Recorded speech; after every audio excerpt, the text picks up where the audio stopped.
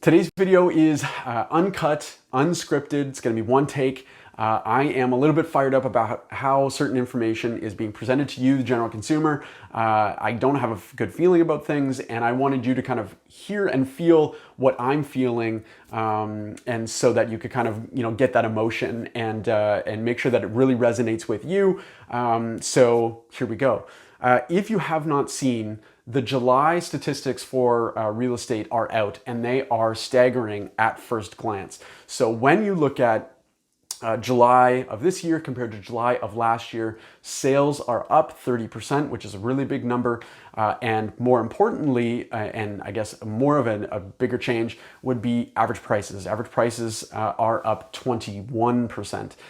That average price number, and I'll talk about the sales as well, but that average price number to me is totally bogus, and I'm gonna talk about why, but I'm gonna focus on sales first because it's a little bit quicker to deal with. So, in a typical year, 2016, 2017, 2018, 2019, although 2017 was a weird year, but hear me out.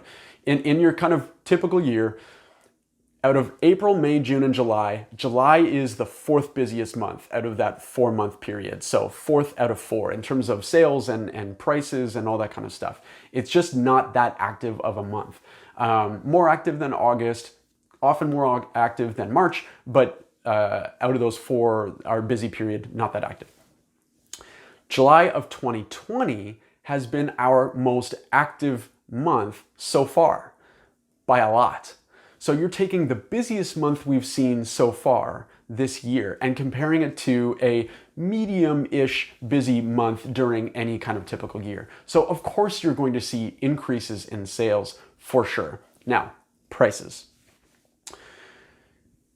In July of 2019, the types of properties that were being sold, so in terms of price points, you had 97 sales of properties that were valued $2 million or more. Okay, 68 of them were between $2 and $3 million, and 29 of them were worth more than or sold for more than $3 million. Okay, in July of 2020, 237 sales of properties that were valued at more than $2 million. That's a 144% increase in those kind of luxury type properties being sold when you compare the 2 months. Now, the distribution of them, you had 158 sales of properties between 2 and 3 million and 79 at more than 3 million. So do you think that having almost triple, or 1.5 times, let's say, 1.5 times the amount of luxury properties being sold in 1 month compared to another might have an effect on the average price and kind of drag that average price up quite a bit? Absolutely. So paying attention to a 21% increase in prices just doesn't make any sense to me whatsoever. Now, I will say that, don't get me wrong, the market is totally bananas. There's a lot of buyer frenzy. Prices are up. There's a very much like kind of hectic feeling to the market for buyers especially, but to the degree that the numbers are showing, I wouldn't necessarily say so. So that's my criticism about comparing those 2 months. Now, what would you compare? What would be a bit more of a fair comparison? So I took a look at July of this year and compared it to our busiest month last year, which was May. And when you look at the types and distribution of sales of properties, you had 310 sales of properties that were valued at more than $2 million.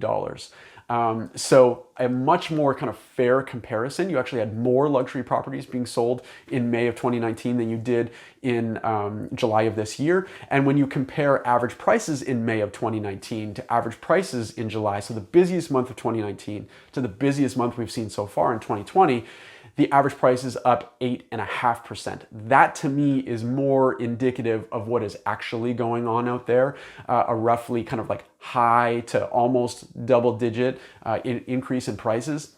That is a much better indicator. So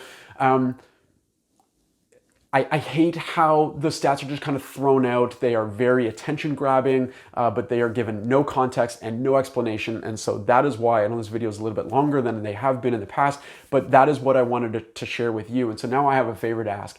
please share this video with people who are talking about, wow, things are up 20% and prices 20% and this and that. Prices are up. It's a great market to sell. I'm of that opinion right now. It's being recorded in early August, by the way, in case you're watching this in November and things have gone in a totally different direction. Share this video with somebody who you think needs to know this information. I think that would be very helpful to try and help kind of calm some people's nerves a little bit, because I'm hearing a lot of very nervous buyers out there, and they have to a degree they have a right to be nervous because it is hectic, but 21% increase is nervous? Not necessarily.